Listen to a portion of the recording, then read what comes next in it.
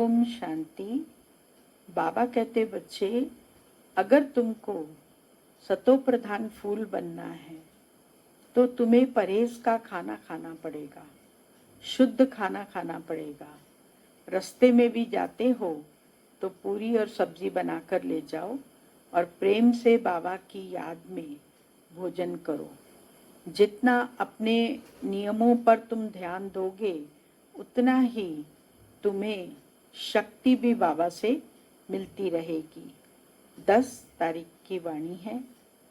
मीठे बच्चे, अपना कल्याण करना है तो हर प्रकार की परहेज रखो। फूल बनने के लिए पवित्र के हाथ का शुद्ध भोजन खाओ। प्रश्न, तुम बच्चे अभी यहाँ ही कौन सी प्रैक्टिस करते हो जो 21 दिन तक रहेगी? उत्तर, सदा तन मन से तंदुरुस्त रहने की प्रैक्टिस तुम यहाँ से ही करते हो। तुम्हें ददीची ऋषि मिसल यज्ञ सेवा में हड्डियां भी देनी है, क्योंकि हठयोग की बात नहीं है। अपना शरीर कमजोर नहीं करना है। तुम योग से 21 जन्मों के लिए तंदुरुस्त बनते हो। उसकी प्रैक्टिस यहाँ से ही करते हो। ओम शांति। कॉलेज अथवा यूनिवर्सिटी होती है तो टीचर भी स्टूडेंट तरफ देखते हैं। गुलाब का फूल कहाँ है? फ्रंट में कौन बैठे हुए हैं? यह भी बगीचा है, परंतु नंबरवार तो है ही। यहाँ ही गुलाब का फूल देखता हूँ, फिर बाजू में रत्न ज्योत भी है, कहाँ अक भी देखता हूँ। बागवान को तो देखना पड़े ना।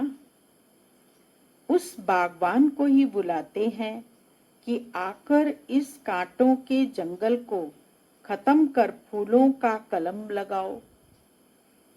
तुम बच्चे प्रैक्टिकल में जानते हो कैसे कांटों से फूल का सैपलिंग लगता है।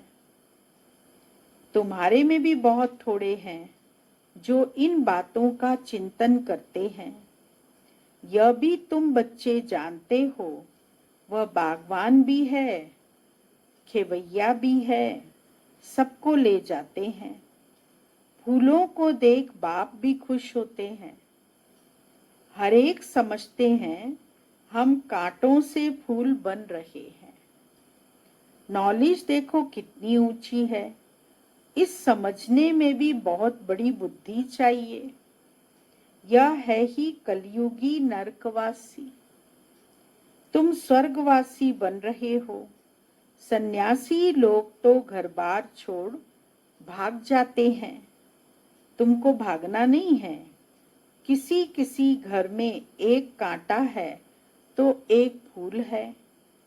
बाबा से कोई पूछते हैं, बाबा बच्चे की शादी कराएं? बाबा कहेंगे भल कराओ, घर में रखो संभाल करो। पूछते हैं, इससे ही समझा जाता है हिम्मत नहीं है। तो बाबा भी कह देते हैं भल करो।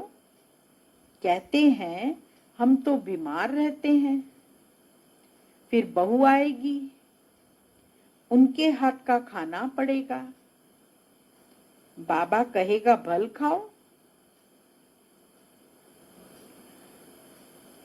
ना करेंगे क्या? सरकमस्टांसिस ऐसे हैं, खाना ही पड़े, क्योंकि मोह भी तो है ना। घर में बहू आई तो बात मत पूछो, जैसे कि देवी आ गई, इतने खुश होते हैं। अब यह तो समझने की बात है।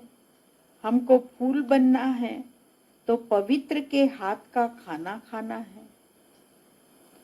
उसके लिए अपना प्रबंध करना है। इसमें पूछना थोड़ी होता है। बाबा समझाते हैं तुम देवता बनते हो, इसमें यह परहेज चाहिए। जितनी जास्ती परहेज रखेंगे उतना तुम्हारा कल्याण होगा। जास्ती परहेज रखने में बहुत मेहनत भी होगी। रास्ते में भूख लगती है, खाना साथ में लेके जाओ। कोई तकलीफ होती है, लाचारी है, तो स्टेशन वालों से डबल रोटी ले खा लो। सिर्फ बाप को याद करो। इनको ही कहा जाता है योग बल। इसमें हठयोग की कोई बात नहीं है। शरीर को कमजोर नहीं बनाना है। ददीची ऋषि मिसल हड्डी हड्डी देनी है। इसमें हठयोग की बात नहीं है।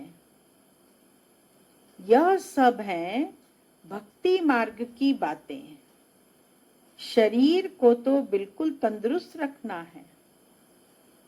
योग से 21 जन्मों के लिए तंदुरुस्त बनना है। यह प्रैक्टिस यहाँ ही करनी है। बाबा समझाते हैं, इसमें पूछने की दरकार नहीं रहती। हाँ, कोई बड़ी बात है, उसमें मूंझते हो तो पूछ सकते हो। छोटी छोटी बातें बाबा से पूछने में कितना टाइम जाता है। बड़े आदमी बहुत थोड़ा बोलते हैं। शिव बाबा को कहा जाता है सद्गति दाता। रावण को सद्गति दाता थोड़े ही कहेंगे। अगर होता तो उनको जलाते क्यों?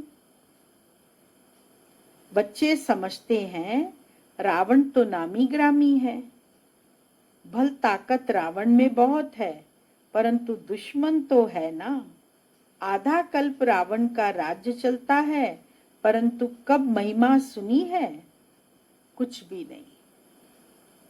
तुम जानते हो रावण 5 विकारों को कहा जाता है। साधु संत पवित्र बनते हैं तो उन्हों की महिमा करते हैं। इस समय के मनुष्य तो सब पतित हैं। भल कोई भी आए, समझो कोई बड़े आदमी आते हैं, कहते हैं बाबा से मुलाकात करें। बाबा उनसे क्या पूछेंगे? उनसे तो यही पूछेंगे कि राम राज और रावण राज्य कब सुना है? मनुष्य और देवता कब सुना है? इस समय मनुष्यों का राज्य है या देवताओं का? मनुष्य कौन, देवता कौन? देवता किस राज्य में थे? देवताएं तो होते हैं सतयुग में, यथा राजा रानी तथा प्रजा। तुम पूछ सकते हो कि यह नई सृष्टि है या पुरानी। सतयुग में किसका राज्य था? अभी किसका राज्य है? चित्र तो सामने है ना। भक्ति क्या है, ज्ञान क्या है, यह बाप ही बैठ समझाते हैं। जो बच्चे कहते बाबा धारणा नहीं होती, उन्हें बाबा कहते अरे अलफ और बे तो समझ सहज है ना। अलफ और बे तो सहज है ना। अलफ बाप ही कहते हैं मुझ बाप को याद करो तो वर्षा मिल जाएगा। भारत में शिव जयंती भी मनाते हैं, परंतु कब? भारत में आकर स्वर्ग बनाया। भारत स्वर्ग था, यह नहीं जानते हैं, भूल गए हैं। तुम कहेंगे हम भी कुछ नहीं जानते थे कि हम स्वर्ग के मालिक थे। अब बाप द्वारा हम फिर से देवता बन रहे हैं। समझाने वाला मैं ही हूं। सेकंड में जीवन मुक्ति गाया हुआ है, परंतु इनका भी अर्थ थोड़े ही समझते हैं। सेकंड में तुम स्वर्ग की परियां बनते हो ना। इनको इंद्र सभा भी कहते हैं, वह फिर इंद्र समझते हैं। बरसात बरसाने वाले को अब बरसात बरसाने वालों की कोई सभा लगती है क्या? इंद्र लट इंद्र सभा क्या क्या सुनाते हैं। आज फिर से यह पुरुषार्थ कर रहे हैं, पढ़ाई है ना।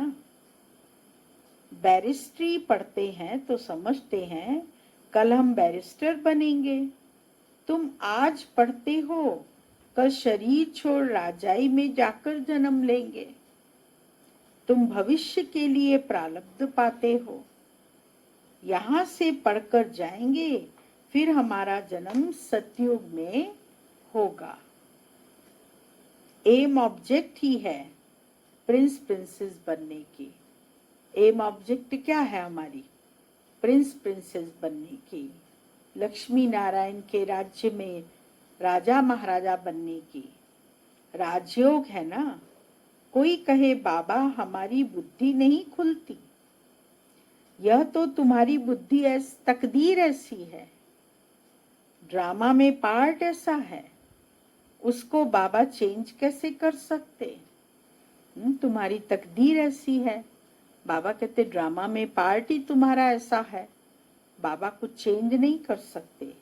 स्वर्ग का मालिक बनने के लिए तो सब हकदार हैं, परंतु नंबरवार तो होंगे ना।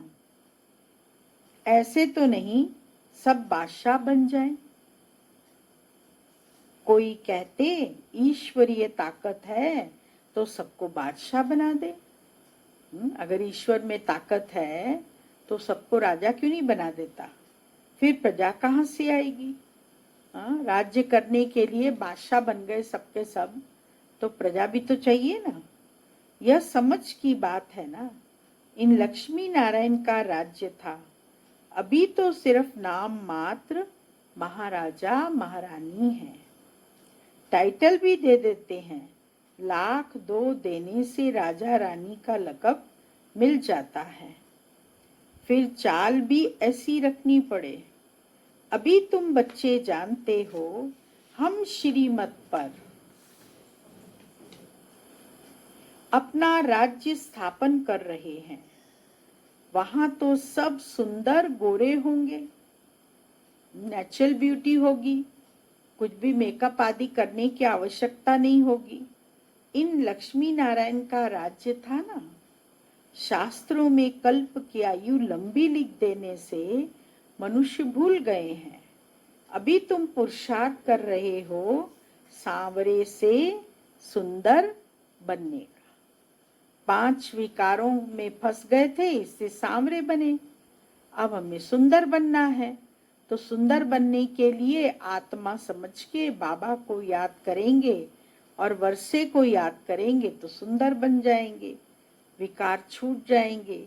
अब देवताएं काले होते हैं क्या? कृष्ण को सांवरा, राधे को गोरा दिखाते हैं। अब सुंदर तो दोनों सुंदर होंगे ना।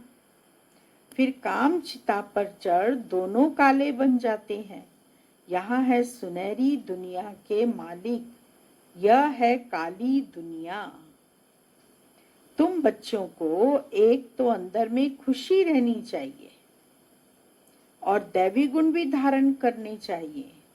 कोई कहते हैं बाबा बीड़ी नहीं छूटती है, कोई कहते हैं बाबा बीड़ी नहीं छूटती है।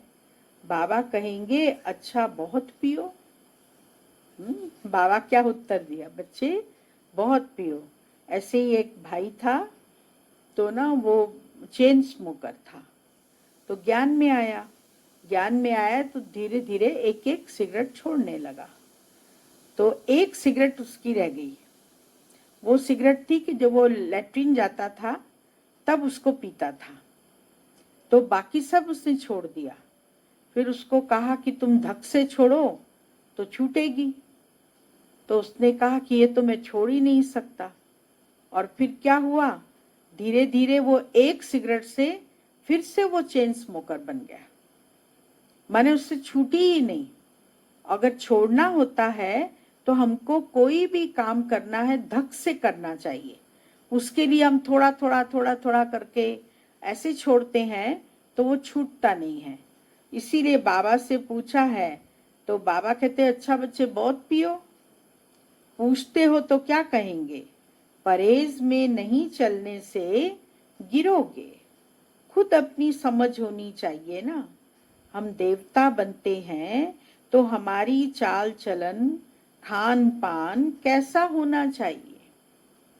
सब कहते हैं हम लक्ष्मी को, नारायण को वरेंगे। अच्छा, अपने में देखो ऐसे गुण हैं। हम बीड़ी पीते हैं, फिर नारायण बन सकेंगे? बीड़ी पी रहे हैं तो नारायण कैसे बनेंगे? नारद की भी कथा है ना। नारद कोई एक तो नहीं था, सब मनुष्य भक्त नारद हैं। बाप कहते हैं देवता बनने वाले बच्चे अंतर्मुखी बन अपने आप से बातें करो कि जब हम देवता बनते हैं तो हमारी चलन कैसी होनी चाहिए। बाबा कहते अपने आप से बातें करनी चाहिए, अपने से पूछना चाहिए कि हमारी चलन कैसी हो, हमें क्या करना चाहिए। हम देवता बनते हैं तो शराब नहीं पी सकते। देवता बनेंगे तो शराब नहीं पी सकते, बीड़ी नहीं पी सकते, विकार में नहीं जा सकते, पतित के हाथ का नहीं खा सकते, नहीं तो अवस्था पर असर हो जाएगा। यह बातें बाप बैठ समझाते हैं। ड्रामा के राज को भी कोई नहीं जानते हैं। यह नाटक है, सब पार्टधारी हैं। हम आत्माएं ऊपर से आती हैं।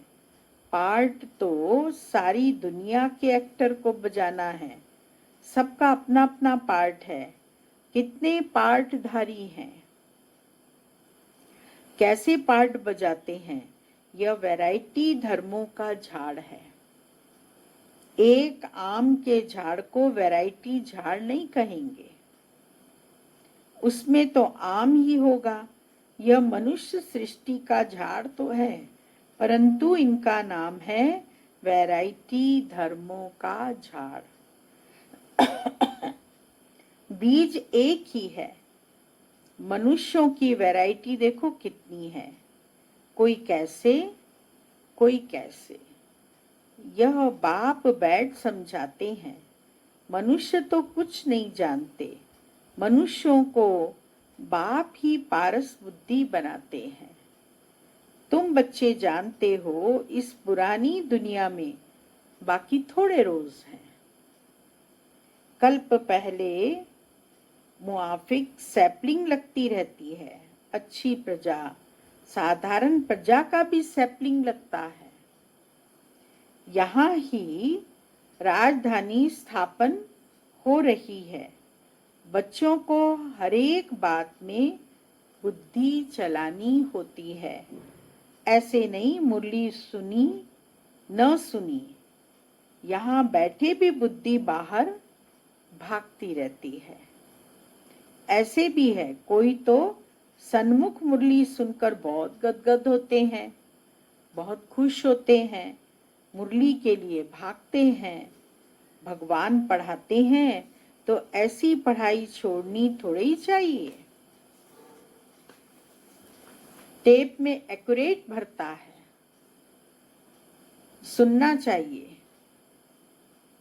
साहूकार लोग खरीद करेंगे तो गरीब सुनेंगे, कितनों का कल्याण हो जाएगा। गरीब बच्चे भी अपना भाग्य बहुत ऊंचा बना सकते हैं। बाबा बच्चों के लिए मकान बनवाते हैं। गरीब 2 रुपया भी मनी ऑर्डर कर देते हैं। बाबा इसकी एक ईंट मकान में लगा देना, 1 रुपया यज्ञ में डाल देना, फिर कोई तो हुंडी भरने वाला भी होगा ना। मनुष्य हॉस्पिटल आदि बनाते हैं, कितना खर्चा लगता है। साहूकार लोग सरकार को बहुत मदद करते हैं, उनको क्या मिलता है? अल्पकाल का सुख। यहाँ तो तुम जो कुछ करते हो 21 जन्मों के लिए। देखते हो बाबा ने सब कुछ दिया, विश्व का मालिक पहला नंबर बना। 21 जन्मों के लिए ऐसा सौदा कौन नहीं करेगा। भोलानाथ तब तो कहते हैं ना, अभी की ही बात है, कितना भोला है, कहते हैं जो कुछ करना है कर दो। कितनी गरीब बच्चियां हैं, सिलाई कर पेट पालती हैं। बाबा जानते हैं यह तो बहुत उच्च पद पाने वाली है। सुदामा का भी मिसाल है ना। चावल मुट्ठी के बदले 21 जन्मों के लिए महल मिले। हाँ, एक मुट्ठी चावल दिया उसने तो 21 जन्मों के महल मिल गए। तुम यह बातें नंबरवार पुरुषार्थ अनुसार जानते हो। बाप कहते हैं मैं भोलानाथ भी हूं ना। यह दादा तो भोलानाथ नहीं है, यह भी कहते हैं भोलानाथ शिव बाबा है। इसीलिए उनको सौदागर, रत्नागर, जादूगर कहा जाता है। तुम विश्व का मालिक बनते हो। यहाँ भारत कंगाल, प्रजा साहूकार है, गवर्नमेंट गरीब है। अभी तुम समझते हो भारत कितना उच्च था, स्वर्ग था, उसकी निशानियां भी हैं। सोमनाथ का मंदिर कितना हीरे जवाहरातों से सजा हुआ था, जो 16 दफे ऊंट और घोड़ों पर सोना चांदी लाद करके मोहम्मद गजनवी ले गया था। इतना ज्यादा सोना चांदी था। और केवल एक सोमनाथ का मंदिर ही नहीं, परंतु जितने मंदिर थे ना उन सब में ये बहुत सोना था। तुम बच्चे जानते हो अभी यह दुनिया बदलनी जरूर है, उसके लिए तुम तैयारी कर रहे हो। जो करेगा सो पाएगा। माया का ऑपोजिशन बहुत होता है। तुम हो ईश्वर के मुरीद, बाकी सब हैं रावण के मुरीद। तुम हो शिव बाबा के, शिव बाबा तुमको वर्षा देते हैं। सिवाय बाप के और कोई बात बुद्धि में नहीं आनी चाहिए। अच्छा, मीठे मीठे सिकिलदे बच्चों प्रति मात पिता बाप दादा का याद प्यार, गुड मॉर्निंग। रूहानी बाप की रूहानी बच्चों को नमस्ते, और रूहानी बच्चों की रूहानी बाबा को याद प्यार, गुड मॉर्निंग, नमस्ते। मुख्य सार, पहला पॉइंट, अंतर्मुखी बन अपने आप से बातें करनी है। जबकि हम देवता बनते हैं तो हमारी चलन कैसी हो?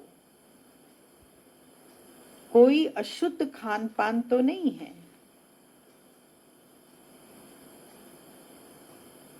दूसरा पॉइंट है, अपना भविष्य 21 जन्मों के लिए ऊंचा बनाना है। तो सुदामे मिसल जो कुछ है भोलानाथ बाप के हवाले कर दो। पढ़ाई के लिए कोई भी बहाना मत दो। वरदान, सत्यता, स्वच्छता और निर्भयता के आधार से प्रत्यक्षता करने वाले रमता योगी भव। परमात्म प्रत्यक्षता का आधार सत्यता है और सत्यता का आधार स्वच्छता व निर्भयता है। यदि किसी भी प्रकार की अस्वच्छता अर्थात सच्चाई सफाई की कमी है या अपने ही तमोगुणी संस्कारों पर विजयी बनने में, संस्कार मिलाने में या विश्व सेवा के क्षेत्र में अपने सिद्धांतों को सिद्ध करने में भय है तो प्रत्यक्षता नहीं हो सकती।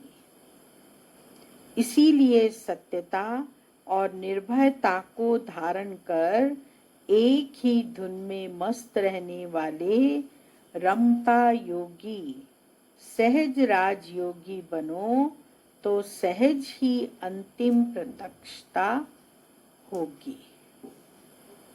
स्लोगन, बेहद की दृष्टि वृत्ति ही यूनिटी का आधार है, इसीलिए हद में नहीं जाओ। ओम शांति।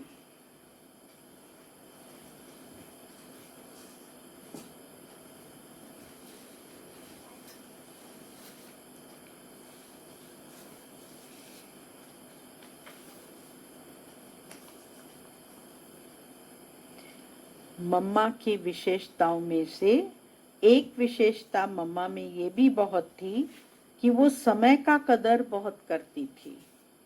कभी भी मम्मा के मुख से कोई एक्स्ट्रा शब्द नहीं निकलेगा। कभी किसकी गलती किसको सुनाई नहीं होगी।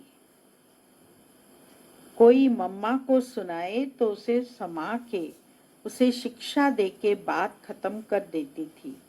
ऐसी रॉयल्टी से हम एक दो की पालना करें तो बहुत उन्नति हो सकती है। अभी भी अगर कोई चाहे तो नंबर 1 में आ सकता है। Past is past. जरा सा भी पीछे की बातों को न सोचें। पीछे की बात सोचना माना अपने को बांध के रखना। नंबर 1 में आने वाला सबसे सीखता है। तो ले लो दुआएं माँ बाप की, गठरी उतरे पाप की। कोई भी पुराना पाप रहा हुआ न हो तो नंबर 1 में आ सकेंगे। ओम शांति।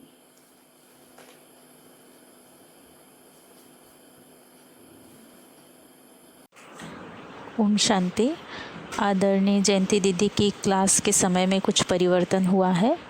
क्लास का समय आज 9:30 से 10:30 का रहेगा और उसकी लिंक सभी को व्हाट्सएप पर ग्रुप में भेजी गई है।